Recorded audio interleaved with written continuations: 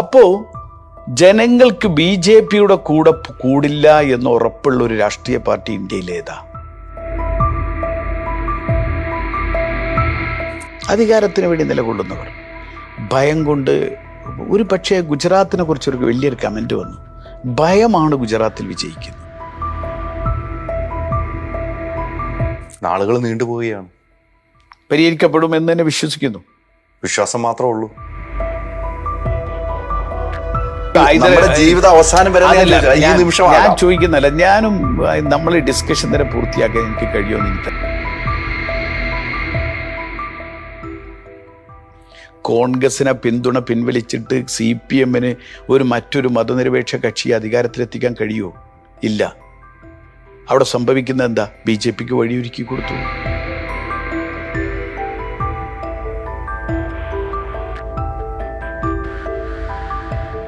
നിങ്ങളുടെ designer home എന്ന സ്വപ്നം യാഥാർത്ഥ്യമാക്കുന്നു. സാൻബിൾഡ് ഡിസൈൻഡ് ബൈ കോൺസെപ്റ്റ്സ്. കേരളത്തിലേക്ക് നമ്മൾ വീണ്ടും തിരിച്ച് എത്തിക്കഴിഞ്ഞാൽ കേരളത്തിൽ 19 ലോക്സഭാ സീറ്റുണ്ട് അല്ലേ? ഒരെണ്ണം മാത്രമാണ് നമുക്ക് നഷ്ടപ്പെട്ടത്. തീർച്ചയായും അത് നിലനിർത്തി പോകാൻ കഴിയുമെന്ന് വിശ്വസിക്കുന്നുണ്ടോ? തീർച്ചയായിട്ടും നിലനിർത്തി പോകാൻ അതിൻ്റെ ഒരു സാഹചര്യം ഒന്ന് പ്രത്യേകിച്ച് ഞാൻ പറഞ്ഞല്ലോ, ഇവിടെ കേരളത്തിലെ ജനങ്ങൾ ചിന്തിക്കുന്ന ഒരൊറ്റ കാര്യമാണ്, BJP അധികാരത്തിൽ താഴെ ഇറങ്ങണം. കേരളത്തിലെ BJP-ക്ക് കിട്ടുന്ന വോട്ട് വളരെ കുറച്ച് ശതമാനമാണ്. ആ ശതമാനം കഴിച്ച ബാക്കി എല്ലാവരും ചിന്തിക്കുന്ന ഒരൊറ്റ കാര്യമാണല്ലോ, BJP കിട്ടുന്ന 8-10% വോട്ട്. ആ കഴിഞ്ഞാൽ ബാക്കി 90% ആളുകളും ചിന്തിക്കുന്നത് എന്താ? BJP ഗവൺമെന്റ് അധികാരത്തിൽ വരരുത്. അപ്പൊ പിന്നെ ഓപ്ഷൻ എന്താ? CPM-ന് വോട്ട് ചെയ്തിട്ട് CPM കോൺഗ്രസിനെ പിന്തുണക്കണോ, അതോ കോൺഗ്രസിന് നേരിട്ട് വോട്ട് ചെയ്തൂടെ? ഞാൻ ചോദിക്കട്ടെ, ഹൈദരാലി വരരുത്, ഹൈദരാലി എനിക്ക് എന്തായാലും വരരുത്, ഇതാണ് എൻ്റെ. അപ്പോൾ നമ്മുടെ ക്യാമറ കൈകാര്യം ചെയ്യുന്ന പുള്ളിക്ക് വോട്ട് ചെയ്തിട്ട് പുള്ളി ഹൈദരാലിയെ പിന്തുണക്കുകയാണോ, ഇത് ഹൈദരാലിക്ക് എനിക്ക് നേരിട്ട് വോട്ട് ചെയ്യണമെന്നല്ലേ? ചിന്ത കറക്റ്റാണ്. അപ്പോൾ കോൺഗ്രസിനെ വോട്ട് ചെയ്യൂ, UDF-നെ വോട്ട് ചെയ്യൂ, നേരിട്ട് കോൺഗ്രസിന് വോട്ട് ചെയ്താൽ പോരെ. മാത്രമല്ല ചിന്തിക്കുന്നവൻ അതേ ചെയ്യൂ. കാരണം BJP-യുടെ ആകെയുള്ള ലക്ഷ്യം എന്താ? കോൺഗ്രസിൻ്റെ എണ്ണം കുറയ്ക്കുക എന്നുള്ളതാണ്. കാരണം ഈ പറയുന്ന കോൺഗ്രസ് അല്ലാതെ ഈ ഇന്ത്യ മുന്നണിയിൽ നിൽക്കുന്ന ബാക്കി എല്ലാവരും ഒരു ഘട്ടത്തിൽ BJP-യുമായി കൂട്ടുകൂടിയവരാ. CPM കൂടിയിട്ടില്ലേ 1977? അന്ന് BJP അല്ല, അന്ന് ജനസംഘമായിരുന്നു. ജനസംഘം അടങ്ങുന്ന ജനതാ പാർട്ടി ഇട്ട് CPM കൂടിയിട്ടുണ്ട്, ഒരുമിച്ച് മത്സരിച്ചതാ. പിന്നെ മമതാ ബാനർജി, ഈ DMK, ഈ പറയുന്ന നിതീഷ്, ബാക്കി എല്ലാ പഴയ സോഷ്യലിസ്റ്റുകാരൊക്കെ എല്ലാവരും കൂടെ കൂടിയവരാണ്. എല്ലാവർക്കും ആ രാത്രി പനി കൃത്യമായിട്ട് അറിയാവുന്നവരാണ് BJP-യുടെ. അപ്പോൾ ജനങ്ങൾക്ക് BJP-യുടെ കൂടെ കൂടില്ല എന്ന് ഉറപ്പുള്ള ഒരു രാഷ്ട്രീയ പാർട്ടി ഇന്ത്യയിലേതാ? ഇന്ത്യൻ നാഷണൽ കോൺഗ്രസ് മാത്രമേ ഉള്ളൂ. ഇതിൽ നിന്നും അടർന്ന ആളുകൾ അത് പോവുമല്ലോ, പോകും. അത് അങ്ങോട്ട് പോവും, അത് ഇങ്ങോട്ട് പോവും, അതൊക്കെ സ്വാഭാവികമാണ്. അങ്ങോട്ടാണ് പോക്ക് കൂടുതൽ. അല്ല, അത് ഇപ്പോഴത്തെ സാഹചര്യത്തിൽ ഞാൻ ചോദിക്കട്ടെ, ഇപ്പോഴത്തെ സാഹചര്യത്തിൽ ഈ കോൺഗ്രസിൽ നല്ല ഏത് പാർട്ടിയിലും അവിടെ നിൽക്കുന്ന കുറേ ആളുകൾ അധികാരത്തിന് വേണ്ടി നിലകൊള്ളുന്നവരുണ്ടാവും. സ്വാഭാവികമായിട്ടും അധികാരത്തിന് വേണ്ടി നിലകൊള്ളുന്നവർ. ഭയം കൊണ്ട് ഒരു പക്ഷേ ഗുജറാത്തിനെ കുറിച്ചൊരു വലിയൊരു കമന്റ് വന്നു. ഭയമാണ് ഗുജറാത്തിൽ വിജയിക്കുന്നത്. നരേന്ദ്രമോദിയോടും BJP-യോടും വലിയ എതിർപ്പ് പ്രകടിപ്പിക്കുന്ന, കൂട്ടമായി ബലാത്കാരത്തിന് വിധേയമായ, കുടുംബ ഹത്യക്ക് വിധേയമായ എത്രയോ ന്യൂനപക്ഷ കമ്മ്യൂണിറ്റി പോലും BJP-ക്ക് വോട്ട് ചെയ്യുക. എന്താ സംഭവം? BJP-ക്ക് വോട്ട് ചെയ്തിട്ടില്ലെങ്കിൽ അവിടെ വീണ്ടും ഒരു ഗുജറാത്ത് കലാപം ഉണ്ടാകുമെന്ന് ഭീഷണിപ്പെടുത്തുക, ഭയം ചെയ്യിക്കുക പല സംസ്ഥാനങ്ങളിലും. മനസ്സിലായോ? അപ്പോൾ ഞാൻ വന്നത് ഇവിടെ ഈ സ്വാഭാവികമായിട്ടും പ്രലോഭിപ്പിക്കപ്പെടുന്നവരുണ്ടാവാം അധികാരത്തിന് വേണ്ടി, ഭീഷണിക്ക് വഴങ്ങുന്നവരുണ്ടാവാം, ഭയം ജയിക്കുന്നവരുണ്ടാവാം. ഈ വിഭാഗക്കാരൊക്കെ ചിലപ്പോൾ അങ്ങോട്ടും ഇങ്ങോട്ടൊക്കെ നിൽക്കും അധികാരത്തിനനുസരിച്ച്. പക്ഷേ ആ ഇവിടെ യഥാർത്ഥത്തിൽ ബാക്കി നിൽക്കുന്ന ആരാണെങ്കിലും അവർ ഈ രാജ്യത്ത് കൃത്യമായ മതേതര ജനാധിപത്യ രാഷ്ട്രീയം മുൻനിർത്തിക്കൊണ്ട് മുന്നോട്ട് പോകുന്നവരാണ്. ഒന്ന് നിങ്ങളൊന്ന് ആലോചിച്ചു, BJP ഒരു ഇലക്ഷൻ, നരേന്ദ്രമോദി ഇലക്ഷൻ, പൊതു തെരഞ്ഞെടുപ്പിലെ ഇലക്ഷൻ പ്രചരണ ജാഥകളിൽ, വലിയ റാലികളിൽ നരേന്ദ്രമോദി പറയുന്ന രാഷ്ട്രീയമുണ്ടോ? രാഷ്ട്രീയം പറയുന്നുണ്ടോ? ഇല്ലല്ലോ. ഏത് ഘട്ടം എടുത്തു നോക്കിയാലും ഒരു ആഗോള ഇൻഡെക്സ്, ഹാപ്പി ഇൻഡെക്സ് എടുത്തു നോക്കിയാൽ ലോകത്ത് 111 സ്ഥാനത്തായിരുന്നു 2014 ഇന്ത്യ. ഇപ്പോൾ 130 മാറി. ഇന്ത്യയുടെ ആഭ്യന്തര ജനാധിപത്യത്തിൻ്റെ കാര്യത്തിൽ 33 സ്ഥാനത്തായിരുന്നു, ഇപ്പോൾ അത് 50 മാറി. അതുപോലെ ഓരോ ഘട്ടം, ഓരോ പട്ടിണിയുടെ കാര്യത്തിൽ 63 സ്ഥാനത്തെങ്ങണ്ട് ഇപ്പോൾ 101 സ്ഥാനത്തേക്ക് മാറി ലോകത്ത് പട്ടിണി രാജ്യങ്ങളിൽ. ഏതു മേഖല എടുത്തു നോക്കിയാലും ഒരു പുരോഗതി എടുത്ത് കാണിക്കാനില്ല, അതിനെക്കുറിച്ച് സംസാരിക്കാനില്ല. അമ്പലവും പള്ളിയും പറയല്ലാതെ വേറെ എന്താ പറയുന്നത്? ഇതല്ലേ പറയുന്നത്. അപ്പോൾ അവിടെ നിങ്ങൾ ആലോചിക്കേണ്ടത്, അവിടെയും ഇവിടെ പറയുമ്പോഴും അത് ഹിന്ദു കുടുംബത്തിൽ ജനിച്ച മതേതരവാദികളായ നേതാക്കന്മാർ തന്നെയാണ് നിന്നിട്ട് ഇത് ഈ പ്രചരണം തെറ്റാണ് എന്ന് പറയാൻ ധൈര്യം കാണിക്കുന്നത്. ആ ആളുകൾ ഇപ്പോഴും നിലനിൽക്കല്ലേ, അവരാണല്ലോ പോരാടുന്നത്. ഈ പോരാട്ടം ശക്തമാകുന്നുണ്ട് എന്ന് കൃത്യമായിട്ട് വിശ്വസിക്കുന്നുണ്ട് താങ്കൾ? അല്ല, ഞാൻ പോരാട്ടത്തിൻ്റെ ശക്തി എന്ന് ചോദിക്കട്ടെ. മധ്യപ്രദേശും ഛത്തീസ്ഗഡും രാജസ്ഥാനും ആരാ? കോൺഗ്രസ് അല്ലേ പോരാടുന്നത്. അവിടെ കോൺഗ്രസിനെ സഹായിക്കാൻ ആരെങ്കിലും ഉണ്ടോ? ഇനി അതുമാത്രമല്ല, BJPയും കോൺഗ്രസും നേരിട്ട് മത്സരിക്കുന്ന 14 സ്റ്റേറ്റ്, ഹിമാചൽ പ്രദേശ്, ഹരിയാന, ഛത്തീസ്ഗഡ്, ഉത്തരാഖണ്ഡ്, രാജസ്ഥാൻ, മധ്യപ്രദേശ്, ഗുജറാത്ത്, ഇങ്ങനെ നോക്കിയാൽ ആസാം, ഇങ്ങനെ കർണാടക, ഇങ്ങനെ നോക്കിയ 14 സംസ്ഥാനങ്ങളിൽ ഈ BJPയുമായി മത്സരിക്കാൻ കോൺഗ്രസ്സേ ഉള്ളൂ. ഈ കോൺഗ്രസിന് മൃദു ഹിന്ദുത്വമാണെന്ന് പറയുന്ന ഒരു മനുഷ്യനും അവിടെ കോൺഗ്രസിനെ സഹായിക്കാനില്ല. ആരെങ്കിലും ഉണ്ടോ? ആരുമില്ലല്ലോ. വേണ്ട, മുസ്ലിങ്ങളെ വലിയ കാര്യം പറയുന്ന ഉവൈസി എടുക്കുന്ന നിലപാടെന്താ? കർണാടകത്തിൽ ഉവൈസി ചെയ്തത് എന്താ? കോൺഗ്രസും BJPയും നേരിട്ട് മത്സരിക്കുക. അവിടുത്തെ ന്യൂനപക്ഷങ്ങളെ വോട്ട് കോൺഗ്രസിന് കിട്ടുമെന്ന് ഉറപ്പായ സ്ഥലത്തിൽ ഉവൈസിയാണ് മത്സരിക്കും, ഉവൈസിൻ്റെ സ്ഥാനാർത്ഥി. അപ്പോൾ ഈ ന്യൂനപക്ഷങ്ങളെ വോട്ട് ഒരു 10,000 വോട്ട് ഉവൈസി പിടിക്കും. അങ്ങനെ BJP അങ്ങ് ജയിക്കും. തെലങ്കാനയിൽ ചെയ്തത് എന്താ? എന്നിട്ടും നമ്മൾ ഉവൈസിയുടെ എണ്ണം കുറച്ചു. നമ്മളവിടെ ഉവൈസിയെപ്പോലുള്ള മുസ്ലിം ന്യൂനപക്ഷത്തിൻ്റെ പേര് പറയുന്ന പാർട്ടികൾ, ഈ ഉവൈസിയെപ്പോലുള്ള വടക്കേ ഇന്ത്യയിലെ കക്ഷികളൊക്കെ, അവരൊക്കെ ഒരു ഘട്ടത്തിൽ മറ്റൊരു ഘട്ടത്തിൽ BJPയുടെ B ടീമായിട്ട് നിലനിൽക്കുക. അപ്പോഴും ഇതിനു വേണ്ടി പോരാടുന്ന കോൺഗ്രസ്സാണ്. തെലങ്കാനയിൽ നിങ്ങൾക്ക് ബോധ്യമാണത്. നിങ്ങൾ കർണാടക എടുത്തു നോക്കിയോ, ഉവൈസിക്ക് സ്വാധീനമുള്ള സ്ഥലങ്ങളിലൊക്കെ അവിടെ STPI പോയിട്ട് സ്ഥാനാർത്ഥിയെ നിർത്തി. STPI സ്ഥാനാർത്ഥിയെ നിർത്തി. എന്തിനാ? അവർക്ക് മുസ്ലിം വോട്ട് പിടിക്കുക. ആ മുസ്ലിം വോട്ട് STPI പിടിച്ചു കഴിഞ്ഞാൽ കോൺഗ്രസിൻ്റെ സ്ഥാനാർത്ഥി തോൽക്കുകയാണ് അവിടെ. എന്നിട്ടും അവിടെ ജയിച്ചു കർണാടകയിൽ, എന്നിട്ടും തെലങ്കാനയിൽ ജയിച്ചു. ഈ 14 സംസ്ഥാനങ്ങളിൽ കോൺഗ്രസിനെ സഹായിക്കാൻ ആരുണ്ട് BJPയുമായി പോരടിക്കാൻ? എന്നിട്ടാണ് പറയുന്നത് ഇവിടെ, കോൺഗ്രസിനെ കൊണ്ട് BJP എതിർക്കാൻ കഴിയില്ല. എന്തിന്റെ അടിസ്ഥാനത്തിലാണ് ഇത് പ്രചരിപ്പിക്കുന്നത്? കഴിഞ്ഞ ചരിത്രം അങ്ങനെയായതുകൊണ്ട്. എങ്ങനെ ചരിത്രം? ആളുകളായിട്ടുള്ള ചരിത്രം അതാണ്. ഒരു ചരിത്രവും ഇല്ല ഇതിനകത്ത്. 2ാം തവണ മോദി സർക്കാർ വരുന്നു, 2ാം തവണ മോദി സർക്കാർ വരുന്നു. അത് കോൺഗ്രസിന്റെ ഒരു പരാജയത്തിന്റെ കാരണമാണ്. അത് അല്ല എന്ന് പറഞ്ഞാൽ അല്ല BJP എഴുതി വെച്ച നല്ല പ്രവൃത്തി കൊണ്ടായിരിക്കണം എന്നില്ല. പ്രതിപക്ഷം എന്നൊരു രീതിയിലേക്ക് ശക്തരല്ലാതെ ആകുമ്പോഴാണ് ഭരണപക്ഷം വീണ്ടും വീണ്ടും അധികാരത്തിൽ വരുന്നത്. അത് കേരളത്തിൽ നമ്മൾ കണ്ടതാണ്. അപ്പൊ പറയുന്നല്ലോ കോവിഡിന് കിറ്റ് കൊടുത്താന്ന് പറയും, അങ്ങനെ പറയുന്നവരുമുണ്ട്. പ്രതിപക്ഷം ശക്തമാകാതെ വരുമ്പോഴാണ് ഭരണപക്ഷം വീണ്ടും ശക്തി പ്രാപിക്കുന്നത് എന്നാണ് എൻ്റെ ഒരു കാഴ്ചപ്പാട്. അതാണ് നമ്മൾ കണ്ടുവരുന്നത്.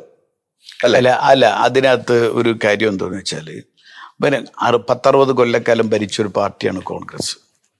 കോൺഗ്രസ്സിന് അതിൻ്റെതായ പരാധീനതകൾ ഉണ്ടായിട്ടുണ്ടാവും, വീഴ്ചകൾ ഉണ്ടായിട്ടുണ്ടാവും. അതിൽ യാതൊരു സംശയവുമില്ല, ഇല്ലയെന്നൊന്നും നമ്മൾ പറയുന്നില്ല. ഞാനൊക്കെ വ്യക്തിപരമായി പല കാര്യങ്ങളിലും നമുക്ക് അഭിപ്രായ വ്യത്യാസങ്ങളുണ്ടായിരുന്നു, ഇല്ലയെന്ന് നമ്മൾ പറയുന്നില്ല. അതുകൊണ്ട് തന്നെ കോൺഗ്രസ്സിൽ പലപ്പോഴും പിളർപ്പുകൾ ഉണ്ടായിട്ടുണ്ട്. പക്ഷെ കോൺഗ്രസ് അത് റെക്ടിഫൈ ചെയ്യാനും ശ്രമിച്ചിട്ടുണ്ട്. അതിൽ യാതൊരു സംശയവുമില്ല. ഇവിടെ അതൊക്കെ വലിയൊരളവിൽ ഉപയോഗപ്പെടുത്താൻ BJPക്ക് കഴിഞ്ഞു എന്നുള്ളതാണ് വലിയൊരു സംഭവം. കഴിഞ്ഞ കാലത്ത് വലുത്. പക്ഷെ പിന്നീട് വന്ന എന്താ, ഇപ്പം 2G സ്പെക്ട്രം കേസ് അവസാനം വന്നത് എന്താ, അത് അന്വേഷിച്ച് CAG റിപ്പോർട്ട് ചെയ്ത നമ്മളെന്താ വിനോദ്, എന്താണ് പുള്ളിയുടെ പേര്, വിനോദ്, കേരളത്തിലുണ്ടായിരുന്നു അദ്ദേഹം, വിനോദിന്റെ അപ്പുറത്തൊരു പേര് കൂടെ ഉണ്ട്. അദ്ദേഹം തന്നെ അവസാനം പറഞ്ഞു, അന്ന് വലിയൊരു അഴിമതി പറഞ്ഞിരുന്ന, ലക്ഷക്കണക്കിന് ഇത്ര പൂജ്യമുള്ള അഴിമതി ഇതുവരെ കേട്ടിട്ടില്ല. കൽക്കരി കുംഭകോണം വലിയ പൂജ്യട്ട കേസായിരുന്നു. പിന്നീട് അതൊക്കെ കളവാണ് എന്നുള്ളത് വളരെ കൃത്യമായി ബോധ്യമായി. ഞാനതിലേക്ക് പോകുന്നില്ല. പക്ഷെ അതിനൊക്കെ ഉപയോഗപ്പെടുത്താൻ BJPക്ക് സാധിച്ചു. അണ്ണാ ഹസാരെ ഇപ്പൊ എവിടെ പോയി അണ്ണാ ഹസാരയുടെ ഒരു വിവരമില്ലല്ലോ. അപ്പോൾ ഇതൊക്കെ കോൺഗ്രസിനെ എതിർക്കാൻ, കോൺഗ്രസിനെ ഇല്ലാതെയാക്കാൻ, കോൺഗ്രസിന് ഒന്നും വേണ്ട. ഇപ്പം CPM തന്നെ കോൺഗ്രസിന് പിന്തുണ പിൻവലിച്ചു. എന്തിനായിരുന്നു പിന്തുണ? ആണവ കരാറിൽ ഒപ്പിട്ടു. ഇപ്പം എന്താ ആണവ കരാർ എന്തായി? കോൺഗ്രസിനെ പിന്തുണ പിൻവലിച്ചിട്ട് CPMന് മറ്റൊരു മതനിരപേക്ഷ കക്ഷിയെ അധികാരത്തിലെത്തിക്കാൻ കഴിയുമോ? ഇല്ല. അവിടെ സംഭവിക്കുന്നത് എന്താ? BJPക്ക് വഴിയൊരുക്കി കൊടുത്തു. അതല്ലേ സംഭവിക്കുന്നത്? അതല്ല, ഇത് കോൺഗ്രസിന് പിന്തുണ പിൻവലിച്ചാൽ മറ്റൊരു മതനിരപേക്ഷ കക്ഷിയെ, ഒരു മുന്നണിയെ അധികാരത്തിലേറ്റാണ് ഇതിലെ ബലമുണ്ടെങ്കിൽ സമ്മതിക്കാം. BJPക്കെതിരെ അതില്ലല്ലോ. എന്നിട്ട് ആണവ കരാറിനെ കുറിച്ച് വല്ല ചർച്ചയുണ്ടോ? BJPക്ക് വരാനുള്ള വഴിയൊരുക്കി കൊടുത്ത് നമുക്കറിയില്ലേ? അണ്ണാ ഹസാരെ പോലെ, ആണവ കരാറിനെ പോലെ, 2G സ്പെക്ട്രമിനെ പോലെ, കൽക്കരി കുംഭകോണം, ഈ സംഭവങ്ങളല്ലേ. അങ്ങനെ കുറേ കാര്യങ്ങൾ നമ്മളത് പറഞ്ഞ് കുറെ അത് ഓപ്പൺ ചെയ്ത് കൊടുത്തു എന്ന് പറഞ്ഞ സത്യമാണ്. അവിടെയും ഞാൻ നേരത്തെ പറഞ്ഞു തന്ന പ്രതിപക്ഷം ശക്തമല്ലാതാകുമ്പോഴാണ് ഇവരൊരു വളർച്ച എന്ന കാര്യത്തിൽ അതിന്റെ അഭിപ്രായ വ്യത്യാസങ്ങൾ പ്രതിപക്ഷത്തിന് കോൺഗ്രസിലുണ്ട്, കേന്ദ്രത്തിലുമുണ്ട്, കേരളത്തിലുമുണ്ട്. കേരളത്തിലേക്ക് വീണ്ടും വന്നു കഴിഞ്ഞാൽ മുസ്ലിം ലീഗ് ഇല്ലാതെ കോൺഗ്രസിന് ഒറ്റയ്ക്ക് ഒരു ഇലക്ഷൻ നേരിടാൻ കഴിയുമോ? അല്ല, അതൊക്കെ ഇപ്പോൾ അങ്ങനെ കുറെ ഇലക്ഷൻ നേരിട്ടിട്ടുണ്ടല്ലോ പണ്ടൊക്കെ. അല്ല, എല്ലാ പാർട്ടികൾക്കും ഒറ്റയ്ക്ക് നേരിടാനും കൂട്ടമായിട്ട് നേരിടാനും ഒക്കെ കഴിയും. അത്തരം ചോദ്യങ്ങൾ കാരണം ഇതൊക്കെ കേരളത്തിൻ്റെ ചരിത്രം എടുത്ത് പരിശോധിച്ചാൽ മുസ്ലിം ലീഗ് ഒറ്റയ്ക്ക് മത്സരിച്ചിട്ടുണ്ട്, കോൺഗ്രസ് ഒറ്റയ്ക്ക് മത്സരിച്ചിട്ടുണ്ട്, കോൺഗ്രസ് മുസ്ലിം ലീഗ് ഒരുമിച്ച് മത്സരിച്ചിട്ടുണ്ട്, CPMഉം കമ്മ്യൂണിസ്റ്റ് പാർട്ടിയും മുസ്ലിം ലീഗ് ഒരുമിച്ച് ഭരിച്ചിട്ടുണ്ട്. അതൊക്കെ ഉണ്ടായിട്ടുണ്ട്. അല്ല, ഇപ്പോഴത്തെ കാലഘട്ടത്തിൽ മുസ്ലിം ലീഗ് ഇല്ലാതെ കഴിഞ്ഞ ചരിത്രം, ഇപ്പോഴത്തെ കാലഘട്ടത്തിൽ, ഇപ്പോഴത്തെ രാഷ്ട്രീയ സാഹചര്യത്തിൽ ലീഗ് ഇല്ലാതെ കോൺഗ്രസ് അങ്ങനെ ഒരു പ്രശ്നം ഇവിടെ വരുന്നില്ലല്ലോ. മുസ്ലിം ലീഗ് ഇല്ലാതെ എന്തിനാ ഇപ്പൊ കോൺഗ്രസ് മത്സരിക്കേണ്ട കാര്യമില്ലല്ലോ. ഇപ്പോൾ ഇവിടെ ഇല്ലാത്തൊരു കാര്യത്തെക്കുറിച്ച് ഹൈദരാലി പറഞ്ഞ്, ഞാനതിനെക്കുറിച്ച് പറഞ്ഞ്, ഇനി അത് ഒരു ഭയങ്കര സാങ്കല്പികമായ ഒരു കാര്യത്തെക്കുറിച്ച് പറഞ്ഞ് നമ്മളിവിടെ സമയങ്ങളുണ്ട വല്ല കാര്യമുണ്ടോ? അതിൻ്റെ ആവശ്യമുണ്ടെന്ന് എനിക്ക് തോന്നില്ല. ഒന്ന് മുസ്ലിം ലീഗ് അസന്നിഗ്ധമായി പറഞ്ഞു, ഇത് ബാഫയ്ക്ക് തങ്ങൾ ഉണ്ടാക്കിയ മുന്നണിയാണ്, ഇത് വിടാൻ, ഇതിനാരെങ്കിലും വെള്ളം വാങ്ങി വെച്ച്, ഇതിനെ ആരെങ്കിലും അടുപ്പത്ത് വെച്ചിട്ടുണ്ടെങ്കിൽ ആ വെള്ളം വാങ്ങി വെച്ചാൽ സാദിഖലി തങ്ങളാണ് പറഞ്ഞത്. പിന്നെ അതിൻ്റെ അപ്പുറത്തേക്ക് നമ്മളൊരു സാങ്കല്പിക ചോദ്യത്തിൽ ഒരു സാങ്കല്പിക ഉത്തരം കണ്ടെത്തേണ്ട കാര്യമില്ല എന്ന് എനിക്ക്. അല്ല, വിശ്വസിക്കുന്നുണ്ടോ തങ്ങൾ പറഞ്ഞതിൽ പൂർണ്ണമായിട്ടും മറ്റ് നേതാക്കന്മാർ പൂർണ്ണമായി ഉൾക്കൊള്ളുന്നു? അല്ല, തങ്ങൾ പറഞ്ഞത്, തങ്ങൾ പാർട്ടിയുടെ സംസ്ഥാന പ്രസിഡന്റ് അല്ലേ? തീർച്ചയായിട്ടും. പിന്നെന്താ, പിന്നെ തങ്ങളെ പോലത്തെ ഒരാൾ മാറ്റി പറയാൻ പറ്റുന്ന ആളല്ലല്ലോ. അദ്ദേഹവും അത്ര കൃത്യമായ സാത്വികൻ, മുഖ്യമന്ത്രി എന്ന് ഓർമ്മപ്പെടുത്തി, നമ്മൾ ഒരുമിച്ച് നിന്നിട്ടുണ്ടെന്ന്. അതൊക്കെ സാത്വികനായ ഒരു മനുഷ്യനല്ലേ അദ്ദേഹം. പാർട്ടിയുടെ നിലപാടല്ലേ പറയാ, അതിലൊന്നും മാറ്റം ഉണ്ടാവില്ല, യാതൊരു സംശയമില്ല. മുസ്ലിം ലീഗ് കോൺഗ്രസിനോടൊപ്പം UDF താങ്കൾ വിശ്വസിക്കുന്നു? 100% അല്ലെ? താങ്കൾക്കൊരു വെല്ലുവിളി ഉണ്ടോ മുസ്ലിം ലീഗ്? ഇല്ല, മുസ്ലിം ലീഗ് വലിയൊരു പാർട്ടിയല്ലേ. എന്നെ പോലെ ഒരു ചെറിയ മനുഷ്യനെ വെല്ലുവിളിക്കേണ്ട കാര്യം എനിക്ക് അത് വെല്ലുവിളി ആവുകയോ മുസ്ലിം ലീഗിന് ഞാൻ വെല്ലുവിളിയാകുകയോ ഒന്നും ചെയ്യേണ്ട ഒരു കാര്യമില്ല. അതൊന്നൊരു സംഭവം. അവിടെ സീറ്റ് തരുമ്പോൾ വലിയ പ്രശ്നങ്ങൾ ഉണ്ടായി. അത് UDF അല്ലേ. അങ്ങനത്തെ കോൺഗ്രസിന്റെ അത്തരം കാര്യങ്ങളിൽ മുസ്ലിം ലീഗ് ഇടപെടുമെന്ന് ഞാൻ വിശ്വസിക്കുന്നില്ല. ഇടപെട്ട ചരിത്രമാണുള്ളത്? അങ്ങനെ എനിക്ക് തോന്നിയില്ല. ഇടപെട്ടിട്ടുണ്ടല്ലോ. പക്ഷെ എൻ്റെ കാര്യത്തിൽ എന്തായാലും മുസ്ലിം ലീഗ് ഇടപെടുമെന്ന് എനിക്ക് തോന്നില്ല. മുസ്ലിം ലീഗ് വളരെ കഴിഞ്ഞ കാലത്തൊക്കെ വലിയ പിന്തുണ തന്നിട്ടുണ്ട്. എൻ്റെ പിതാവാണെങ്കിലും പല കാര്യങ്ങളിലൊക്കെ അവരുടെ അഭിപ്രായ വ്യത്യാസങ്ങളൊക്കെ പല കാര്യങ്ങളും ഉണ്ടായപ്പോഴും തെരഞ്ഞെടുപ്പ് വരുമ്പോൾ വലിയ പിന്തുണ മുസ്ലിം ലീഗിൻ്റെ ഭാഗത്തുനിന്ന് ഉണ്ടായിട്ടുള്ള എൻ്റെ പിതാവിന്. സ്വാഭാവികമായി ആ പിന്തുണ എനിക്കും തന്നിട്ടുണ്ട്. 2016 ഇപ്പോഴും വളരെ നല്ല ബന്ധത്തിലാണ് ഞാനും മുസ്ലിം ലീഗ് നേതാക്കന്മാരും മുസ്ലിം ലീഗ് പാർട്ടിയായിട്ടുള്ളത്. അത് ബന്ധങ്ങളുണ്ടാകാം. ഈ മറ്റ് മതസംഘടന നിലപാടുകൾ എടുത്തു പറയുന്നത്, സമസ്ത ഉൾപ്പെടെയുള്ള നിലപാടുകൾ പല സമയത്തും നിലപാടുകൾ മാറ്റി സംസാരിക്കുന്നതായിട്ട് നമ്മൾ കാണുന്നുണ്ട്, നമ്മൾ സ്വാഭാവികമായിട്ട് കാണുന്നുണ്ട്. അത്തരം നിലപാടുകൾ മാറ്റം സംഭവിക്കുന്നത് എന്തുകൊണ്ടാണ്? പല കാര്യങ്ങളും യോജിക്കാതെ പോകുന്നത്. എങ്ങനെ നിലപാട്? ലീഗുമായിട്ടുള്ള ഇടപാടുകൾ, അത് കോൺഗ്രസിന്റെ ഒരു പ്രതിനിധി എന്ന നിലയ്ക്ക് ചോദിക്കുകയല്ല, താങ്കൾ ഒരു വ്യക്തി എന്ന നിലയ്ക്ക് ചോദിക്കുകയാണ്. പല കാര്യങ്ങളും ഇപ്പം നമുക്കറിയാം, നവകേരള സദസ്സുമായി ബന്ധപ്പെട്ട് അഭിപ്രായ വ്യത്യാസം ഉണ്ടായിരുന്നു. മതസംഘടനയ്ക്ക് അഭിപ്രായ വ്യത്യാസമുണ്ട്. പങ്കെടുക്കുന്നവരുണ്ട്, പങ്കെടുക്കാത്തവരുണ്ട്. അത്തരമൊരു ഏകീകരണം ഇല്ലാതെ പോകുന്നത് എന്താണ്? അതിൽ നമ്മൾ കാണേണ്ടത് എന്തായാലും സമസ്ത എന്ന് പറയുന്നത് അതൊരു സമുദായത്തിനകത്തുള്ള ഒരു മതസംഘടനയാണ് സമസ്ത. മുസ്ലിം ലീഗ് ഒരു മതസംഘടനയല്ല, അതൊരു രാഷ്ട്രീയ പാർട്ടിയാണ്. അപ്പം മതസംഘടന മതത്തെക്കുറിച്ചുള്ള നിലപാടെടുക്കാനും അവർക്ക് അതിൻ്റെ നയങ്ങൾ അവർ പ്രഖ്യാപിക്കാനും അതിൻ്റെ നിലപാടെടുക്കാനുമുള്ള സ്വാതന്ത്ര്യം അവർക്കുണ്ട്. മുസ്ലിം ലീഗിനെ സംബന്ധിച്ചിടത്തോളം രാഷ്ട്രീയ പാർട്ടിയാണ്. രാഷ്ട്രീയത്തിലുള്ള കാര്യങ്ങൾ നിലപാടെടുക്കാനുള്ള സ്വാതന്ത്ര്യം മുസ്ലിം ലീഗിനുണ്ട്. ഇതൊരിക്കലും എല്ലാ കാര്യങ്ങളും അവർ യോജിക്കണമെന്ന് ഒരു നിർബന്ധവും ഇല്ല. മതസംഘടന രാഷ്ട്രീയത്തിൽ ഇടപെടുന്നു. അല്ല, അവർക്ക് അഭിപ്രായം ഉണ്ടാവുമല്ലോ. അവരെ ബാധിക്കുന്ന കാര്യങ്ങൾ വരുമ്പോൾ അവരെ അഭിപ്രായം പറയുമല്ലോ സ്വാഭാവികമായിട്ടും. അല്ലാത്ത കാര്യങ്ങളിലൊന്നും ഇപ്പോൾ അവരിടപെടുന്നില്ലല്ലോ. അവരിപ്പോൾ ഇന്ന പാർട്ടിക്ക് വോട്ട് ചെയ്യണമെന്ന് സംസ്ഥ പറയുന്നുണ്ടോ? ഇല്ലല്ലോ. രാഷ്ട്രീയത്തിൽ ഇടപെടുക എന്ന് പറഞ്ഞാൽ അതല്ലേ, അല്ലെങ്കിൽ ഭരണകൂടത്തിൽ ഇടപെടുക എന്ന് പറയുന്നത് അതാണല്ലോ. നേരെ മറിച്ച് ആ സമുദായത്തിന് എന്തെങ്കിലും പ്രശ്നങ്ങൾ ഉണ്ടാകുമ്പോൾ അവരത് പറയുന്നു, അത്ര മാത്രമേ ഉള്ളൂ. അല്ലാതെ എന്നെ പാർട്ടിക്ക് വോട്ട് ചെയ്യേണ്ടതെന്ന് സംസ്ഥ ഒരിക്കലും പറഞ്ഞിട്ടില്ല, ഈ കാലം വരെ പറഞ്ഞിട്ടില്ല. പരസ്യമല്ലെങ്കിൽ രഹസ്യമുണ്ടല്ലോ. ഇല്ല, അങ്ങനെയൊന്നുമില്ല. സമസ്തയിൽ എല്ലാ വിഭാഗം ആളുകളുണ്ട്.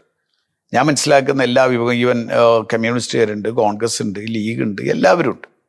BJP അല്ലാത്ത എല്ലാ പാർട്ടിക്കാരും സമസ്തയിലുണ്ട്. അപ്പോൾ അവർക്കൊക്കെ അങ്ങനെ രാഷ്ട്രീയ നിലപാടൊന്നും സമസ്ത ഒരു സാമുദായിക മതസംഘടനയാണ്. സമസ്തക്ക് അതുമായി ബന്ധപ്പെട്ട കാര്യങ്ങളായിട്ട് അവർ മുന്നോട്ട് പോവുകയാണ്. അത് പലപ്പോഴും രാഷ്ട്രീയ പാർട്ടികൾ എടുക്കുന്ന മതകാര്യങ്ങളിൽ ചില നിലപാടെടുക്കുമ്പോൾ അവർക്ക് യോജിപ്പുണ്ടാവാം.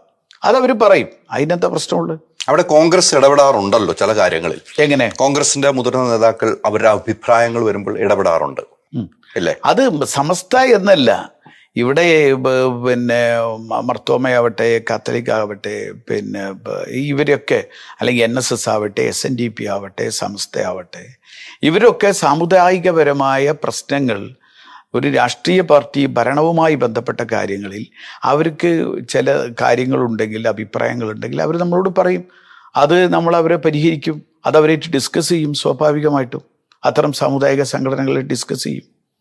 കാരണം പ്രതിപക്ഷത്താണെങ്കിലും ഭരണപക്ഷത്താണെങ്കിലും അത് ഡിസ്കസ് ചെയ്യേണ്ട ആവശ്യമുണ്ട്.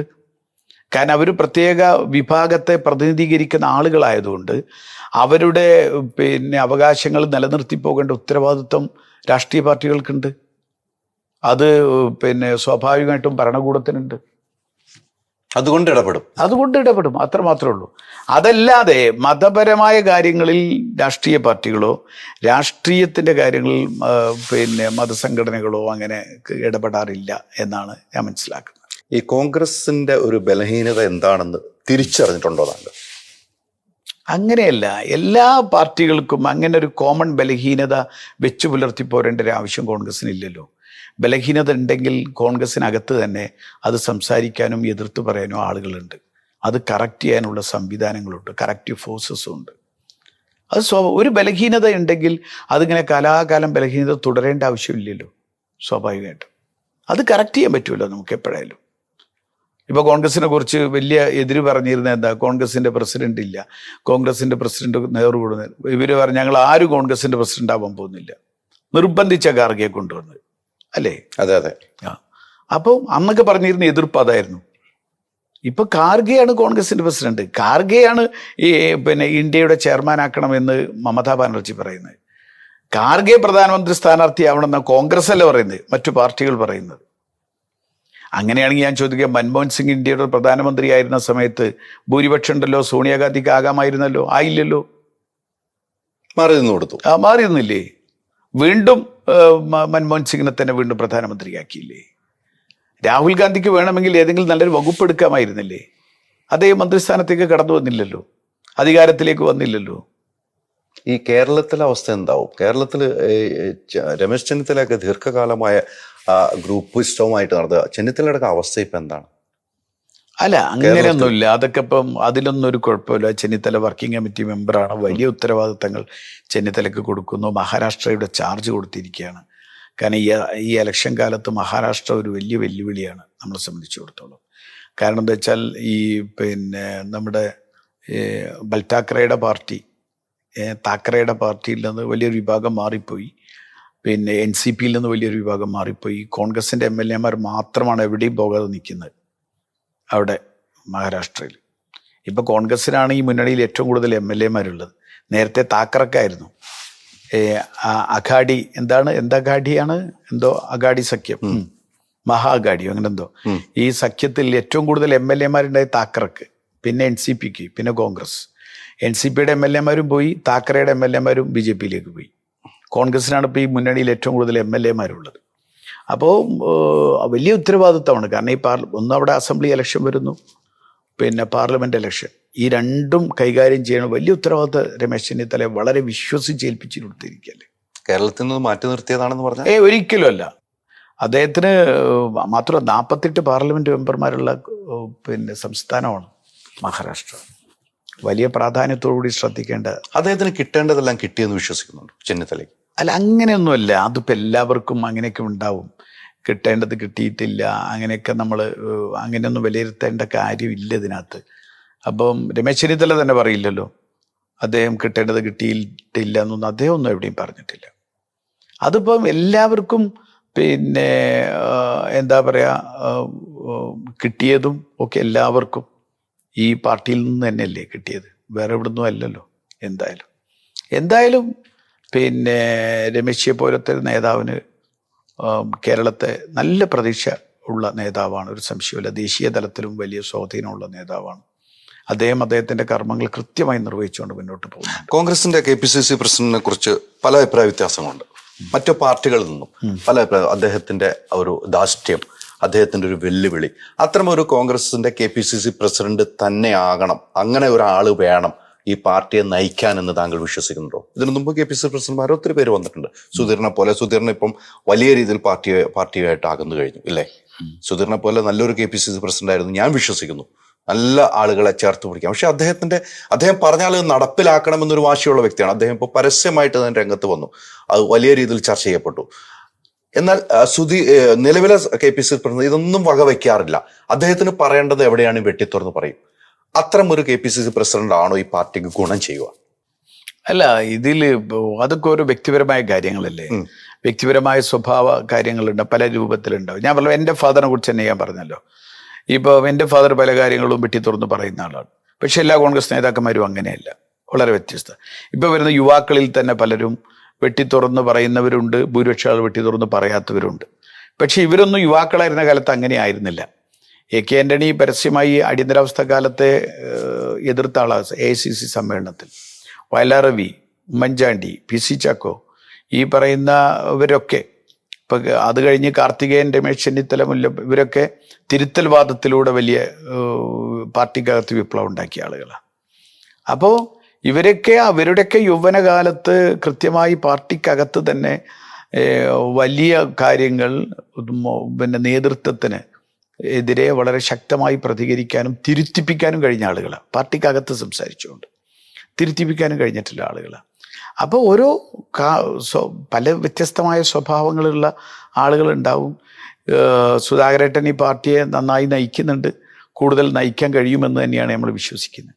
വിശ്വാസം അങ്ങനെ തന്നെയാണ്. ഈ സുധീറിന്റെ നിലപാട് പാർട്ടിക്ക് ദൂഷ്യം ചെയ്തില്ലേ?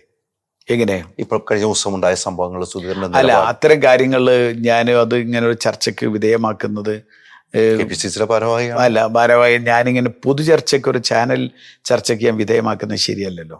അത് പാർട്ടി നേതൃത്വം തീരുമാനിച്ച് അവർ ചർച്ച ചെയ്യേണ്ട കാര്യങ്ങളാണ്.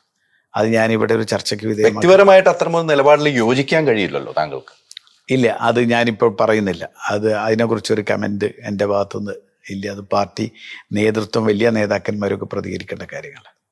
ഇത്തവണ താങ്കൾക്ക് സീറ്റ് കിട്ടുമെന്നുള്ള പ്രതീക്ഷ ഉണ്ട്? ഞാനിത് സീറ്റ് കിട്ടാൻ വേണ്ടിയല്ല, കിട്ടുമെന്നുള്ള പ്രതീക്ഷ അല്ല. ഞാൻ ചോദിക്കട്ടെ, എന്തോ ഒന്ന് കിട്ടാൻ വേണ്ടി ഒരിക്കലുമല്ല, ഞാൻ അങ്ങനെ ഉദ്ദേശമല്ല. എനിക്ക് എന്നെ സംബന്ധിച്ചിടത്തോളം ഈ പാർട്ടിയിൽ എനിക്ക് കുറേ കാര്യങ്ങൾ തന്നിട്ടുണ്ട്. ഞാൻ ഈ പാർട്ടിയുടെ പഞ്ചായത്ത് പ്രസിഡന്റായി. ഏറ്റവും നല്ല പഞ്ചായത്തായി. ഞാൻ ഈ പാർട്ടി എനിക്ക് മുനിസിപ്പൽ ചെയർമാനായി. നല്ല മുനിസിപ്പൽ ചെയർമാനായിട്ട് കുറേ അവാർഡുകൾ എനിക്ക് കിട്ടി. അതേപോലെ എന്നെ സംസ്കാര സാഹിത്യ സംഘടന ഏൽപ്പിച്ചു. ഞാൻ കേരളത്തിലുടനീളം തെരുവോരങ്ങളിൽ ജനങ്ങളുമായി സംവേദിച്ച് നാടകാവിഷ്കാരങ്ങളിലൂടെയൊക്കെ സംവേദിച്ചു. പിന്നെ ഇപ്പോൾ എന്നെ കുറച്ചു കാലം DCC പ്രസിഡൻ്റാക്കി. അത് കഴിഞ്ഞ് പിന്നെ KPCC ജനറൽ സെക്രട്ടറി ആക്കി. ഇതൊക്കെ എനിക്ക് പാർട്ടി തന്നതാണ്. അതിൽ എനിക്ക് പ്രതീക്ഷയുടെ കാര്യമൊന്നുമില്ല. ഞാൻ അവിടെ നിന്ന് എന്നെ ജയിപ്പിക്കണം, അല്ലെങ്കിൽ ഞാൻ നിന്നാലേ ജയിക്കൂ എന്നൊക്കെ തോന്നുവാണെങ്കിൽ പാർട്ടി എനിക്ക് സീറ്റ് തരും. അപ്പോൾ മത്സരിക്കും, അത്രയേ ഉള്ളൂ. സീറ്റ് തന്നാൽ വേണ്ടാന്നൊന്നും പറയില്ല, പക്ഷേ നമ്മൾ സീറ്റ് വേണമെന്ന് നമ്മൾ പറയില്ല. അതിനു വേണ്ടിയല്ലല്ലോ രാഷ്ട്രീയം, സാമൂഹ്യ പ്രവർത്തനം, അതിനു വേണ്ടി അത് വിശ്വസിക്കുന്ന ഒരാളല്ല. കോൺഗ്രസിന്റെ ഉള്ളിൽ താങ്കൾക്ക് അതിന്റെ ഉള്ളിൽ നിന്നും പടയൊരുക്കങ്ങൾ ഉണ്ടായിട്ടുണ്ടോ? ഉള്ളിലെ പാർട്ടിക്കുള്ളിൽ താങ്കൾക്കെതിരെ ശബ്ദങ്ങൾ ഉയർന്നിട്ടില്ലേ? അല്ല, അങ്ങനെയൊന്നും ഇല്ലാന്ന്, എനിക്കെതിരെ എന്നില്ല. അതൊക്കെ ഉണ്ടാവും. മലപ്പുറത്തൊക്കെ അഭിപ്രായ വ്യത്യാസങ്ങൾ കാരണം പിതാവിൻ്റെ കൂടെ നിന്ന കുറേ ആളുകളെ അംഗീകരിക്കാതെയും അവരെ ബോധപൂർവമായി പിന്നെ ഇങ്ങനെ മാറ്റി നിർത്തപ്പെടുകയൊക്കെ ചെയ്യുന്നൊരു സാഹചര്യം ഉണ്ടായി. അത് പരിഹരിക്കുമെന്ന് തന്നെയാണ് ഇപ്പോഴും ഞാൻ വിശ്വസിക്കുന്നത്. പക്ഷെ പിതാവിന് എന്നും അവരൊരു താങ്ങായിരുന്നു. പിതാവിന്റെ വളർച്ചയ്ക്കും തളർച്ചയ്ക്കും കൂടെ നിന്നവരെയാണ് മാറ്റി നിർത്തപ്പെട്ടത്. അത് താങ്കളുടെ ഒരു രാഷ്ട്രീയ ലൈഫിനെയും ബാധിക്കുവാണ് ഇപ്പോഴും. അങ്ങനെയില്ല, അവരെ മാറ്റി നിർത്തുമ്പോൾ. അല്ല, അത് മാറ്റി നിർത്താൻ എൻ്റെ രാഷ്ട്രീയ ലൈഫിനെ ബാധിക്കല്ല, എൻ്റെ ഉത്തരവാദിത്വമാണത്. കാര്യം എന്താ വെച്ചാൽ അവരെ ചേർത്ത് പിടിക്കുമ്പോഴാണ് താങ്കൾക്ക് പ്രശ്നം ഉണ്ടാവുന്നത്. അവരെ ചേർത്ത് പിടിക്കൽ എൻ്റെ ഉത്തരവാദിത്വമാണ്. അവിടെയാണ് കോൺഗ്രസിൽ പ്രശ്നം ഉണ്ടാവുന്നത്, താങ്കൾക്കെതിരെ ശബ്ദങ്ങൾ ഉയരുന്നത്. അങ്ങനെ ഉയരേണ്ട കാര്യമില്ല. കാര്യം എന്താ വെച്ചാൽ, കാരണം അവർ കഴിവുള്ളവരാണെങ്കിൽ അവർക്ക് പാർട്ടി അതിൻ്റെ കൃത്യമായ ഇത് കൊടുക്കുമെന്ന് തന്നെയാണ് ഞാൻ പ്രതീക്ഷിക്കുന്നത്. പിന്നെ അത് പരിഹരിക്കപ്പെടും എന്ന് തന്നെ ഞാനിപ്പോഴും പ്രതീക്ഷിക്കുന്നു. നാളുകൾ നീണ്ടുപോവുകയാണ്. പരിഹരിക്കപ്പെടും എന്ന് തന്നെ വിശ്വസിക്കുന്നു. വിശ്വാസം മാത്രമേ ഉള്ളൂ, നടക്കുന്നില്ല എന്നാണ് ഞാനൊക്കെ പുറത്ത് നിന്ന് വീക്ഷിക്കുന്നത്. അല്ല, അത് അങ്ങനെ നടക്കുമെന്ന് തന്നെയാണ് വിശ്വസിക്കുന്നത്. കാരണം എന്താണെന്ന് വെച്ചാൽ, നല്ല കഴിവുള്ള കുറേ ആളുകളെ അവരെ മാറ്റി നിർത്തപ്പെടേണ്ടവരല്ല. അപ്പോൾ അത് അവരെ ഉൾക്കൊണ്ടുകൊണ്ട് തന്നെ പാർട്ടി മുന്നോട്ട് പോകുമെന്നാണ് ഇപ്പോഴും ഞാൻ വിശ്വസിക്കുന്നത്. പലസ്തീൻ റാലി നടത്തിയതോടുകൂടി ആര്യാട് ഷൗക്കത്ത് കോൺഗ്രസിലുണ്ടാകില്ല, അദ്ദേഹം വേറെ ദിശയിലേക്ക് യാത്ര ചെയ്തു, മറ്റ് ആളുകളെയും കൂട്ടി എന്നൊരു ചർച്ചയൊക്കെ പൊതുവെ ഉണ്ടായിരുന്നു. എന്നിട്ടോ താങ്കൾ ജീവിതത്തിൽ കോൺഗ്രസ് വിട്ടു പോവോ? ഇല്ല, അങ്ങനെയല്ലല്ലോ. പിന്നെ ഞാൻ പറഞ്ഞല്ലോ, കോൺഗ്രസിൽ നല്ല അഭിപ്രായ സ്വാതന്ത്ര്യമുള്ള പാർട്ടിയാണ്. പലസ്തീനെ കുറിച്ച് എനിക്കങ്ങനെ ഒരു റാലി നടത്താൻ തന്നെ കഴിഞ്ഞതും അതുകൊണ്ടാണ്, ആ സ്വാതന്ത്ര്യം ഉള്ളതുകൊണ്ട്. മനസ്സിലായോ? പിന്നെ അതൊക്കെ ഞാൻ മനസ്സിലാക്കുന്നുണ്ട്. പിന്നെ ഇതിൽ നമ്മളെ സംബന്ധിച്ചിടത്തോളം നമ്മൾ ഈ പാർട്ടി വിട്ടുപോവുക, അല്ലെങ്കിൽ അധികാരത്തിന് വേണ്ടി പിറകെ പോവുക, അതിനുവേണ്ടി പലസ്തീനെ നമ്മൾ ഉപയോഗിക്കുക എന്നൊക്കെ പറഞ്ഞു കഴിഞ്ഞാൽ അത് വളരെ മോശമല്ലേ? ഞാൻ എൻ്റെ വ്യക്തിപരമായ ലാഭത്തിന് വേണ്ടി ഞാൻ പലസ്തീൻ ഉപയോഗിക്കുന്നത് പോലെയായില്ലേ? പലസ്തീൻ്റെ പേരിൽ ഞാൻ ഈ പാർട്ടി വിട്ടുപോയാൽ? അപ്പോൾ പിന്നെ അങ്ങനെയല്ല. പാർട്ടിയുടെ നിലപാടുകളും കാര്യങ്ങളും അഭിപ്രായ വ്യത്യാസം ഉണ്ടെങ്കിൽ ആ അഭിപ്രായ വ്യത്യാസങ്ങൾ തുറന്ന് പാർട്ടിക്കകത്ത് പറയും. പാർട്ടി അതിന് ഞങ്ങൾക്ക് വേദികളുണ്ട്, KPCC ഉണ്ട്, KPCC എക്സിക്യൂട്ടീവ് ഉണ്ട്. ഞങ്ങൾ അവിടെ പാർട്ടിക്കകത്ത് പറയും അഭിപ്രായ വ്യത്യാസങ്ങളുണ്ടെങ്കിൽ. അത് പരിഹരിക്കപ്പെടുമെന്ന് തന്നെ പ്രതീക്ഷിക്കുന്നു. യാതൊരു സംശയ കാര്യത്തിലില്ല. സാങ്കല്പ്യമല്ല ഈ ചോദ്യമെന്ന് ഞാൻ വിശ്വസിക്കുന്നു. താങ്കൾ കോൺഗ്രസിൽ തന്നെ തുടർന്ന് ജീവിതകാലം മുഴുവൻ, താങ്കളുടെ മരണം വരെ കോൺഗ്രസിന് അടിയുറച്ച് നിൽക്കുമെന്ന് ആത്മാർത്ഥമായിട്ട് താങ്കൾക്ക് പറയാൻ കഴിയും? ആത്മാർത്ഥമായി എൻ്റെ വിശ്വാസം അത് തന്നെയാണ്. അങ്ങനെ നിൽക്കണമെന്ന് തന്നെയാണ് എൻ്റെ ആഗ്രഹം. നിൽക്കണമെന്നുള്ള ആഗ്രഹം മാത്രമേ ഉള്ളൂ? അതാണ് എൻ്റെ ആഗ്രഹം. നിൽക്കുമെന്ന് നമുക്ക് പറയാൻ കഴിയില്ല.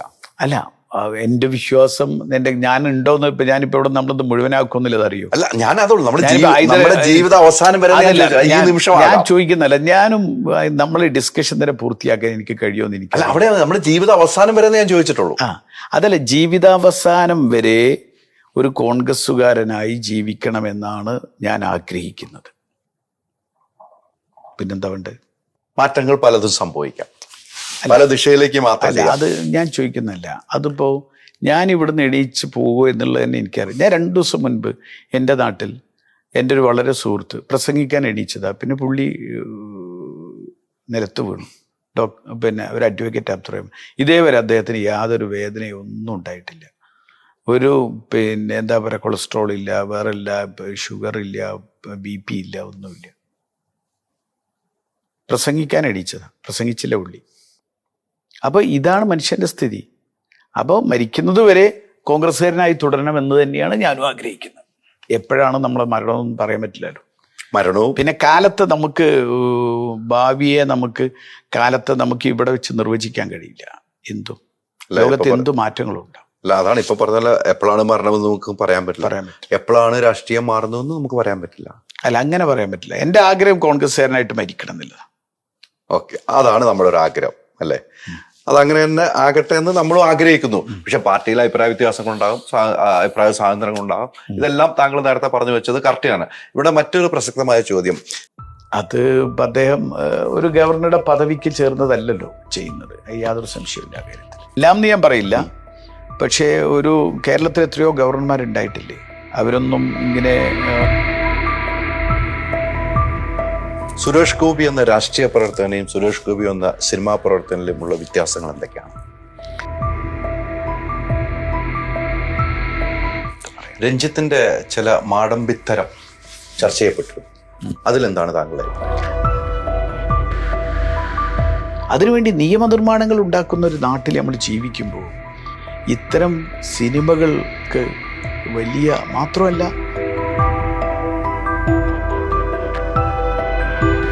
എന്ന് പറഞ്ഞാൽ ഗാന്ധി പറഞ്ഞൊരൊറ്റ കാര്യം വളരെ വളരെ കൃത്യമായിട്ടാണ്. കാരണം എൻ്റെ മതപരമായ വിശ്വാസത്തിൽ എൻ്റെ ഭരണം ഇടപെടാൻ പാടില്ല, ഭരണകാര്യങ്ങളിൽ എൻ്റെ മതവിശ്വാസം ഇടപെടാൻ പാടില്ല.